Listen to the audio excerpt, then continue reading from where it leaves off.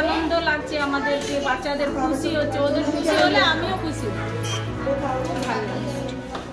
সরিতা দাস চলছে, সেই উপলক্ষে আজকে আমাদের জেলা সভাপতি তুষার দা, আমাদের মণ্ডলের কার্যকর্তা সঞ্জয় দার নেতৃত্বেই সঞ্জয় মিশ্র আমাদের মণ্ডলের জিএস, তার নেতৃত্বে আজকে এখানে এই আঙ্গনওয়াড়ি বাচ্চাদেরকে একটা খুব ভালো উদ্যোগ নিয়েছেন উনি। আমি খুব সাধুবাদ জানাবো যে বাচ্চাদের ছোটো ছোটো বাচ্চা, গরিব বাচ্চা, তাদেরকে খাতা, পেন্সিল, রাবার, চকলেট দেওয়া হয়েছে। সাধারণত বড়দের সঙ্গে মিশতে একটু অন্যরকম হয়, ছোটদের সঙ্গে মিশতে বেশ ভালোই যায়। আমি সঞ্জয়দাকে অনেক অনেক সাধুবাদ ও ধন্যবাদ জানাবো যে এই ধরনের একটা ভালো